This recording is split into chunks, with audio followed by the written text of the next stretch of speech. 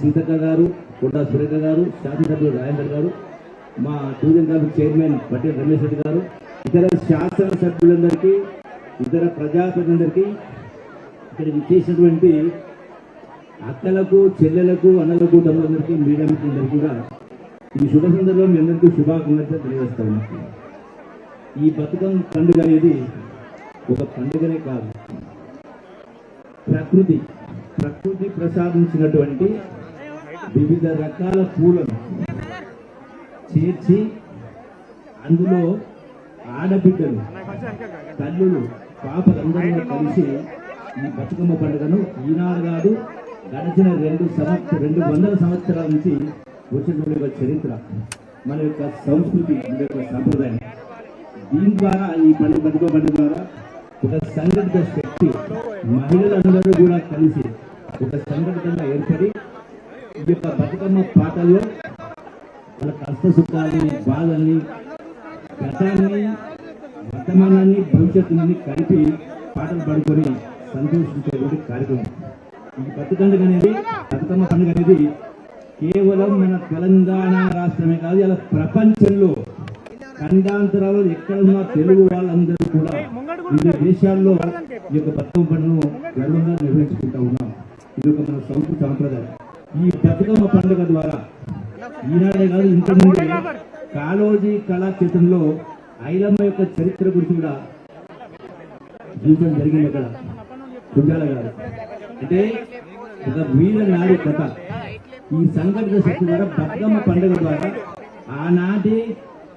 ఆనాటి నిజాం నవాబు కాలంలో కూడా ఈ యొక్క బతుకమ్మ పండుగ పూల ద్వారా సంఘటిత శక్తి ఏర్పాటు చేయడమే కాకుండా తెలంగాణ ఉద్యమంలో కూడా ఈ యొక్క ప్రజల్ని తెలంగాణ ఉద్యమంలో పాల్గొనే విధంగా ప్రేరేపించిన యొక్క బతుకమ్మ పండుగ గొప్ప పండుగ. మనందరూ కూడా పాల్గొనగలం. ఇందులో మహిళలు మాత్రమే పాల్గొంటారు. ఇంకొకటి, ఈ బతుకమ్మ పండుగకు ఒక చరిత్ర, సంస్కృతి ఉంది. ఈనాడు అది మారిపోయి కొంత చెప్పులు వేసుకుని ఆటలాడడం, మగవాళ్ళలో పాల్గొనడం, రకరకాల ఇవన్నీ కూడా మన సంస్కృతి కాదు. కాబట్టి మన సంస్కృతిని పునరుద్ధరించుకునే కార్యక్రమం చేయాలి. కాబట్టి దానికి కట్టుబడి ఉండాలని అందరినీ కూడా మీ అందరికీ సవినంగా విజ్ఞప్తి చేస్తూ, ఈ బతుకమ్మ పాటల్లో మన బతుకు బాగుపడాలని సంతోషంగా గడిపే కార్యక్రమం.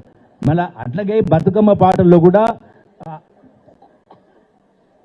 ఆనాటి నుంచి వచ్చిన పాటలనే కాకుండా ఈనాడు జరుగుతున్నటువంటి రకరకాల సంఘటనలు, రుగ్మతలు, మన యొక్క సంస్కృతి ధ్వంసమైంది. కాబట్టి వాటిని కూడా బతుకమ్మ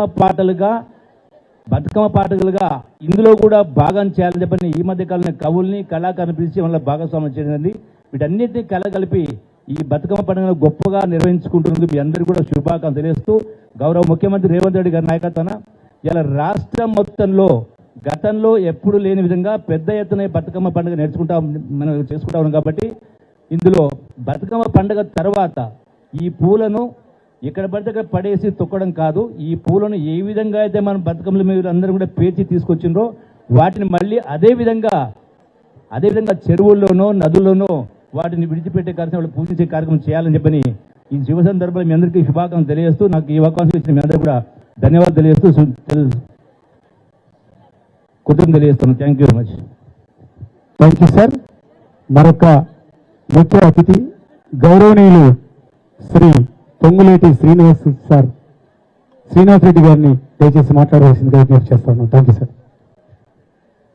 ఈ కార్యక్రమంలో పాలు పంచుకుంటున్న నా ఆడబిడ్డలందరికీ మనస్ఫూర్తిగా, హృదయపూర్వకంగా బతుకమ్మ శుభ